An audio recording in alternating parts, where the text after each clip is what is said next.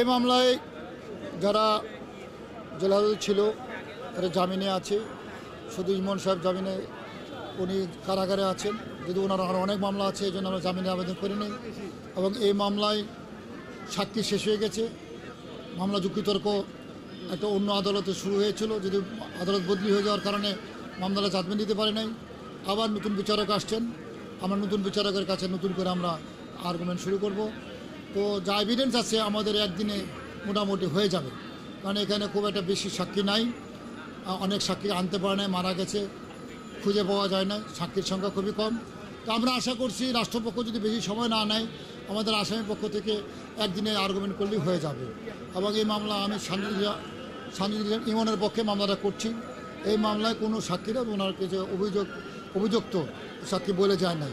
তারপরে যেভাবে যে অ্যাঙ্গেলে মামলাটা করেছিলেন, সেই সাক্ষীরা এসে তার বিপরীত কথা বলে গেছে, যে প্রকৃত ঘটনাটা এখানে বলে গেছেন। আমরা মনে করি যে আমার যে আসামি, এই মামলায় যদি যুক্তিতর্ক বা জাজমেন্ট যদি হয়, আসামির পক্ষে যাবে জাজমেন্ট। কারণ কোনো সাক্ষীরা আমার আসামি ইনভলভ এটা প্রমাণ করতে পারেনি।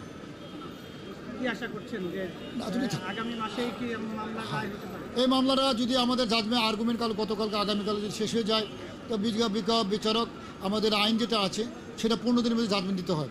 এটা বিচারকের এখতিয়ার। সিআরও অনুযায়ী 15 দিনের মধ্যে বিচারক উনি সময় পান জাজমেন্ট দেওয়ার জন্য।